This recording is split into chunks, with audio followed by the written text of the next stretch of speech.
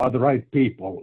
Hello, everyone, dear audience. Now, this time only live in, but still coming from Finland, Open Pitch Friday. Open Pitch Friday is an event that we organize every month, the first Friday of every single month. So also in May, we will be having the event. Anybody can participate either online or physically, but with the new life, we are actually only participating online. So this is our very first time we are doing this like this.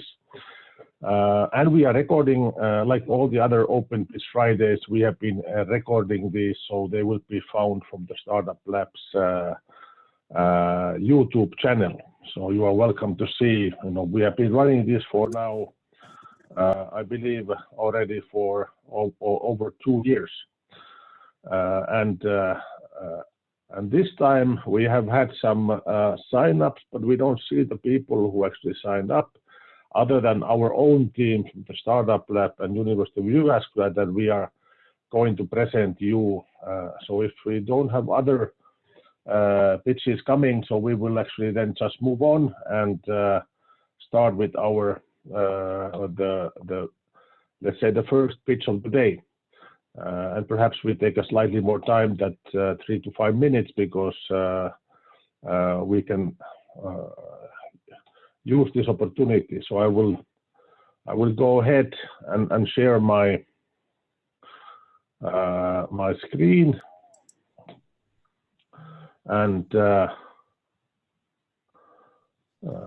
we'll see how this goes. So, all right, does everyone now see my share screen? Errol can nod if you do. Yes, thank you, Errol. All right, so here we go. We are presenting from University of Jyväskylä and the StartupLab jointly something that we like to call Project Reinvent X. Let's say the punchline here goes that what if the COVID-19 pandemic doesn't stop in the summer? We all anticipate this to happen in just a few weeks' time, or at the maximum, let's say a few months' time to be realistic. What if this pandemic actually goes further, even up until next year? So it would last 1 year. What about if it lasts 2 years? And let alone if we have a pandemic event that lasts for 5 years, that will most likely change everything. And this is what we are proposing. And I will go into details of that shortly. But first, I'd like to introduce you to our great team that we have here that is putting this together. And we have joined a multidisciplinary team, both from our StartupLab and more broadly University of Jyväskylä. We have Juhani Risku, who is also one of the presenters today.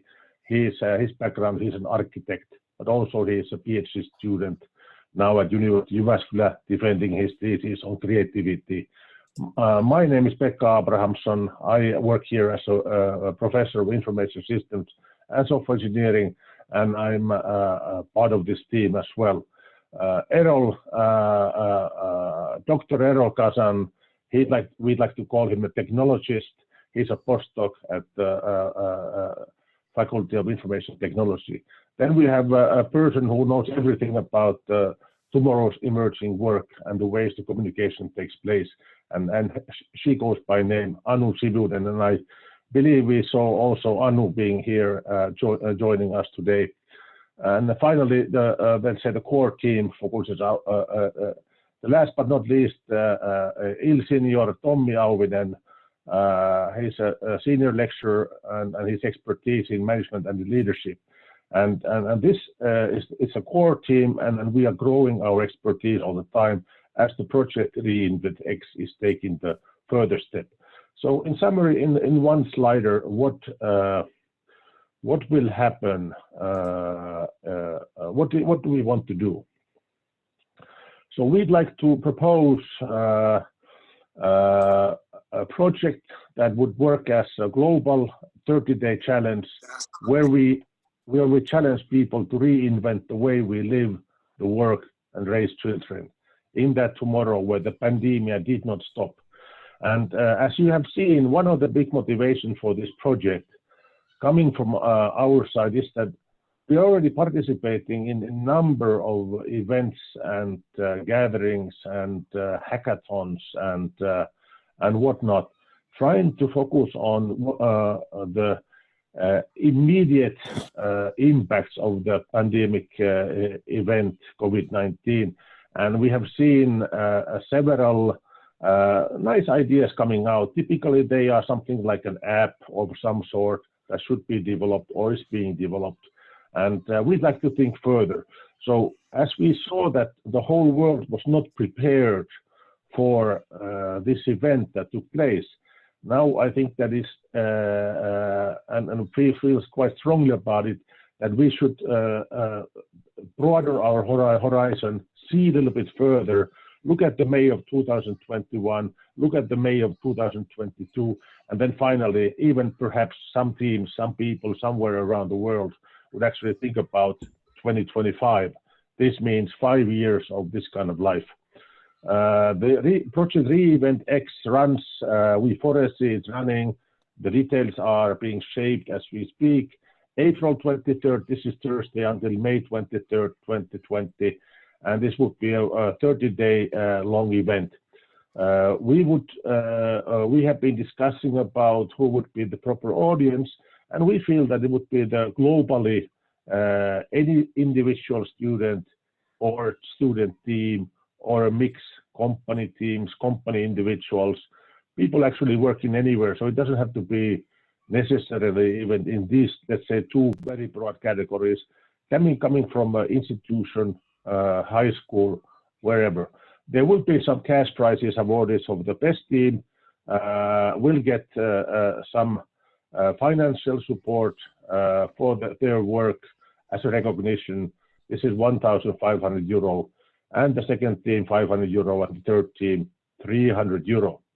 Now, I will shortly turn over to Errol, our technologist, who will take us to take a look on what can be studied, what could be the focus of the, let's say, the 30-day challenge. I mean, what will change? And this is first, Errol will take from here, and this is then with some examples, and then Juhani Risku will challenge us with another set of thinking. So Errol, could you take it from here?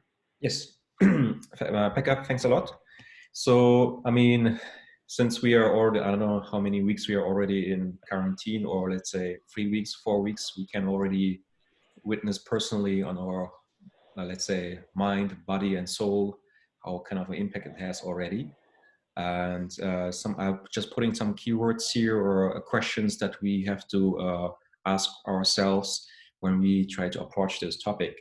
And one of area is, of course, to help cope with social distancing, because we are social human beings, and suddenly we don't have any more this close relationship with your friends, family, and also co-workers. That has some kind of an impact. The question is, what are the impacts, and how can you make a cope with that in a sense? And then, for instance, as we have also noticed ourselves like regarding work, we have to reinvent basically how we work, how we communicate. Are we still using email, or are we going to change something that is reducing the amount of emails that we're getting each day, each hour actually? So are we trying to transition the conversations that are to some another platform to make the email conversations much more focused and be more productive in a sense?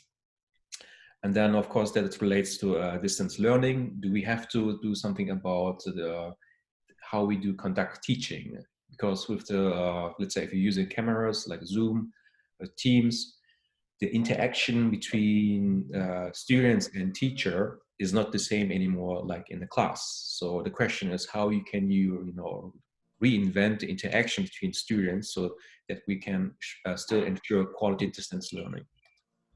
And then, of course, how to travel in a world where there's no physical traveling. I think that's a comment by Pekka, which I have not put there. But I think something about are we gonna travel the world now through virtual reality? So microphone. So we have, do we have to travel differently? Do we have little robots or avatars in real world that we're controlling from home to explore, let's say, exhibitions or museums or concerts or operas, or do we have some more, so the question is, do we have to reinvent our way of how we be mentally present in different real world scenarios? Then, for instance, what I would like to also basically mention a practical example. I mean, we are in US Scala, we are much more blessed regarding that we are not that crowded here. So we have a lot of space here compared to bigger cities, right? And so, but of course, how can we help the, bigger cities, where people have to line up during supermarkets or have to go to purchase during the supermarket, make their experience much more, how can I say, more pleasant. So to give you some ideas here, so this is here from an example from Norway.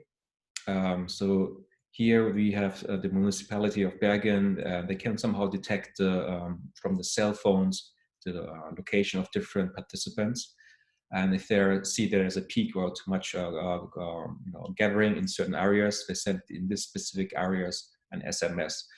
Then of course there are some questions regarding privacy. So how can you make sure that there are no sensitive data is somehow distributed? Of course, there's some other solutions out there, like using GPS or Bluetooth to detect people that have, let's say, been positive tested of corona. So the question is, how do you reinvent by, of public space management in a sense? Another thing is here that I have here, seems like we may have to wear more masks in the public. Is there a way to make it much more useful for us? Do we have to invent a new category of wearable computing that is somehow protective from a health point of view, but is also somehow giving you additional information? Let's say the display could have some kind of a head-up display or something, or has a phone integrated. So you can think about what are the implications for wearable computing. So we have now communication or computing capabilities on your head, but also some protective gear as well. Next slide. A very simple, very straightforward example would be here that we can use our existing infrastructure. Many universities, many personal individuals have 3D printers. So can we develop a new community or platform for sharing, let's say, contactless specific 3D prints and design templates, so to make solutions like this here, doorknob to open them. Another way would be here, do we use some new forms of your user interfaces, like touchless buttons? So we have some holograms, that's one example. Another example would be the next slide, please. Do we have to reinvent a city logistic, right? So since we have to spend more and more time indoor, and we want to also have the feeling of 24/7 access to services, products, and so on. Do we have to also reinvent our city logistic with new, let's say, delivery robots, for instance? Thank you, Errol. And now we are moving into our Juhani Risku, and Juhani will actually take a slightly different angle on this reinventing need. And here goes Juhani.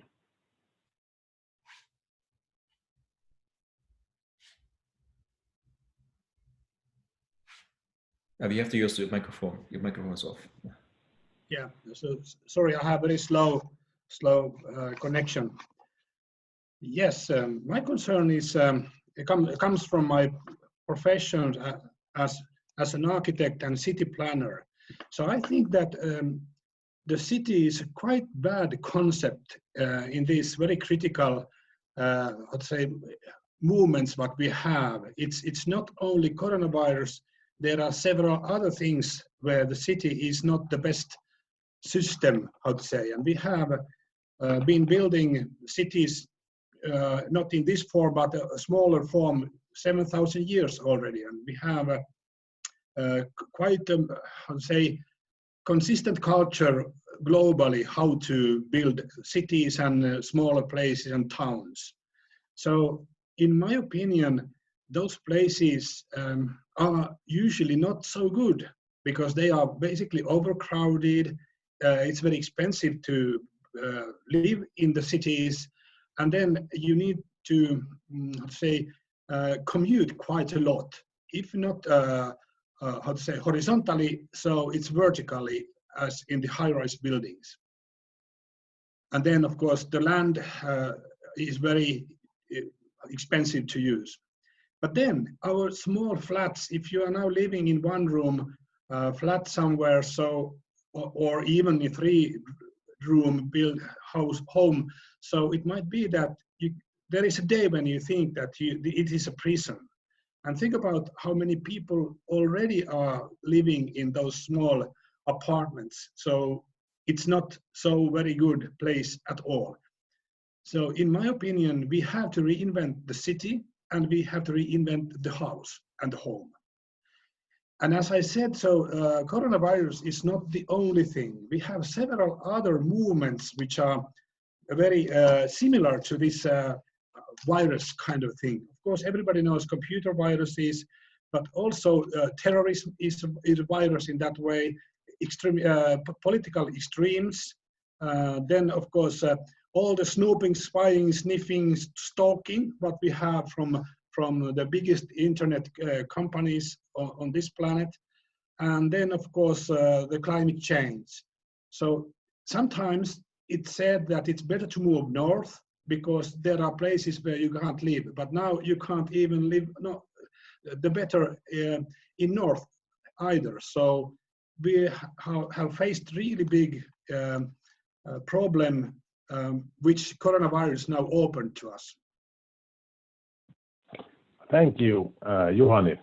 And regarding the participation, we see that the way it will be organized is so that we have individual and teams who are actually participating will receive support from our global partner network during the challenge.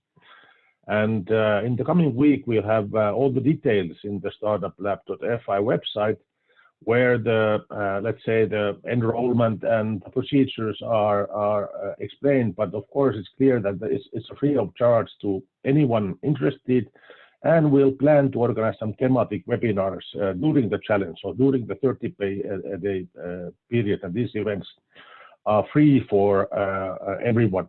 We of course plan to organize also a pre-party, so it's an after party, but in the global space as we speak. So no physical gatherings will be happening. We anticipate that the challenge actual work outcomes, we see that they can take many forms and shapes, and we'll have the information on what might be expected from the teams actually physically to deliver. And finally, we have an expert panel then forming out of the global landscape. These are people, academics coming from academia and companies around the world. For example, Tietoevry has already in 23,000 person company in Northern Europe has already signed up, and they want to be part of the panel. And we will of course have all the people listed in our website. And getting involved is very easy, and this is a big reason why we're organizing this, and we are talking today about the event, because we'd like to look for partners who want to join anywhere in the world to our Project Reinvent X and help us to run it and organize it, and perhaps have some local events, or as they are seen fit, a person who is a potential partner, can be any university, high school, institution, community, or a company that would like to be part of this global challenge. If you drop me a note, and I will make sure that you are enrolled in our team, just remember to put the Project Reinvent X in the subject line, so the message will find the reader. But these were the things that we planned to say. If you have, and this is an opportunity for you now to, who is live here in our OPF Zoom, to actually comment or present ideas that you may have and also from the participating team, the people behind this idea, also welcome to say a few words. So please, the floor is yours now. Thank you for the time.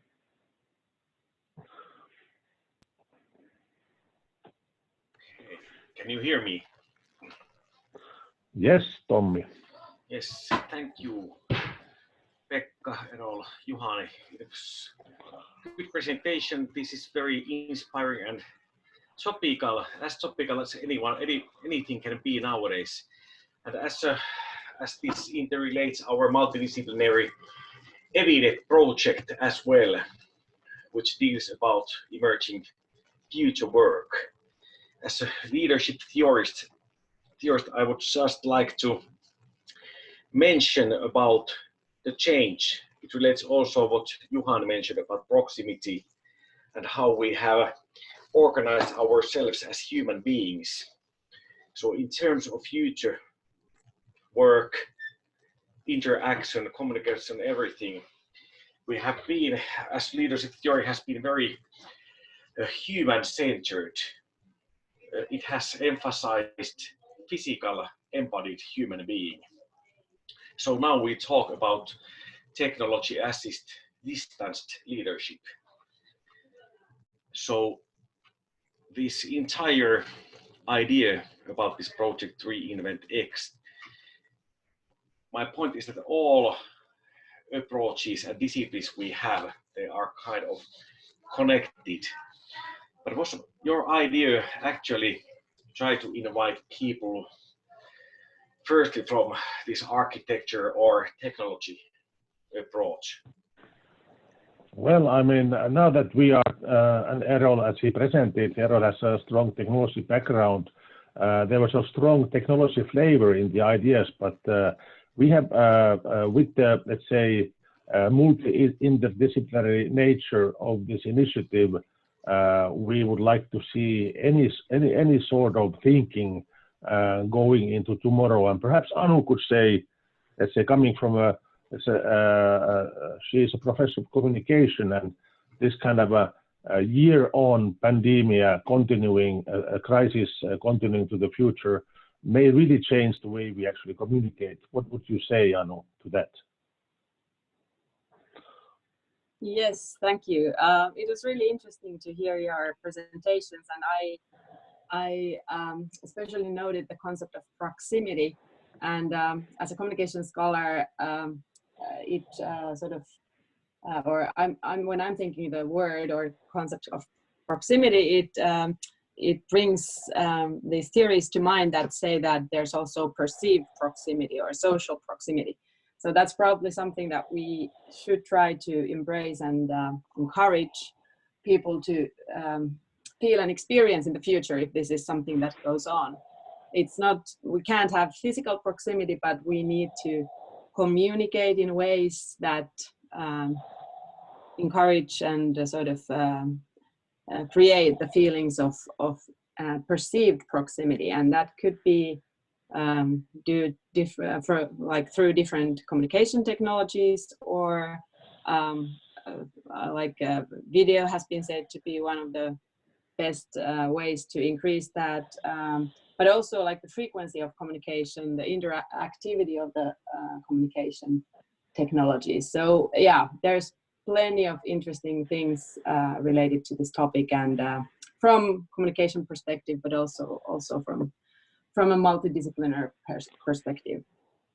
Anu, if I may ask, what would you expect someone who is live watching this or watching this presentation in the, let's say, from the recording, and he or she is thinking, hey, I'd like to participate.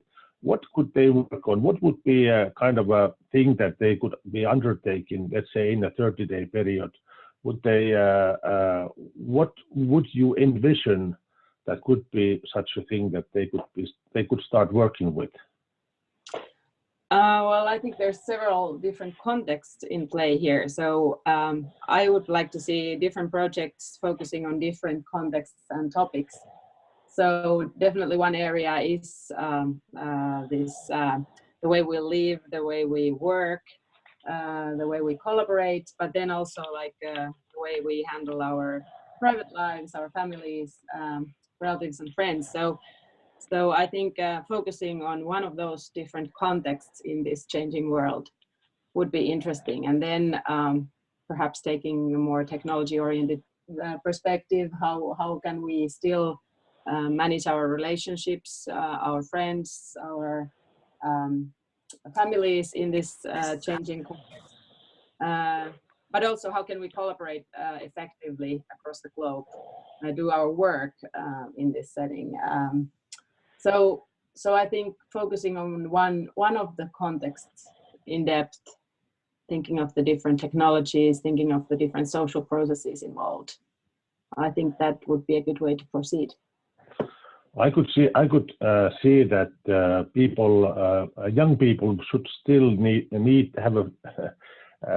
feel the need to go out and date, to find a mate or socialize, and perhaps the social proximity will be different when you live a long period of time in a context where Peru or Mexico or any other country is as close as somebody living in Uurainen, if there would be someone there, but I believe there are few people. So any place is equally close. That changes one's mindset.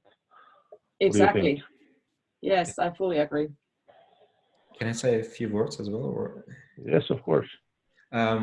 So if I was also presenting some of the ideas that could be implemented, I think for the students or for people here in the audience, it would be also interesting to consider the feasibility and also the impact, right? Some of the solutions can be easily done, let's say there's an app or software website, and then of course the feasibility is quite high, but then you have to also ask yourself the impact that you can give, let's say, to different users. Are we talking about end users? Are we talking about companies? Are we talking about city level or the entire society? So you can also target to which specific group you want to propose the solution and what is the feasibility of that as well. Absolutely. I think it's important to make, when one tries to solve something, trying to understand and what level is one actually approaching. It comes to my mind that one of the biggest, and Juhani has, as an architect, knows a lot about this, that the costs that we have, that we often have to, as a university, we have a quite a huge, I mean, most of the money, of course, goes always to salaries, but the next biggest chunk we have is that we pay rent as a university. But here, what will happen to university buildings? Would they vanish? I don't know. Interesting. All right, so maybe they will be more differently organized in a sense that they're smaller, and so they're much more targeted, and that they're also still considering some of the social distancing aspects. But of course, there could be definitely some kind of change in that. That's what exactly I think, that they will not vanish or disappear, because eventually, fundamentally, we are embodied social human beings. We need kind of human touch and interaction. So it will be more like social area, social space, instead of these kind of offices. Of course, obviously more and more professions or the amount of work will be distributed and performed like distanced work in our home offices and so on. But still, this is something what relates to this idea of proximity. It is not a coincidence that all people pack to certain areas, to cities and organizations. We need human interaction, yes. I had a friend from Switzerland who sent me, this is not like a week or 2 weeks ago, when things were still fairly new. So he sent me a picture of people standing in a bus stop. That picture was a meme going around the internet. and the bus stop was in Helsinki area, and there was snow, so it must have not been this year. And apparently it was like -10 because it looked like freezing, and the meme somehow made fun of the fact that or it was funny for this Swiss person to see people in the bus stop with such a huge distance. And this is of course a picture taken before Corona time. I didn't find anything funny about it because I saw that was a normal Finnish bus stop. But so we have this was on TV as recently has been discussed about how the cultures are different when it comes to social distancing, let's say by nature. But hey, is there somebody, we have taken quite a bit of time and apologies for that, but we'd like to use this opportunity to gather around on the, let's say, campfire, discuss about this as the project goes on. Is there somebody from the audience that'd like to say or ask something or give an idea or comment? Now would be a good time.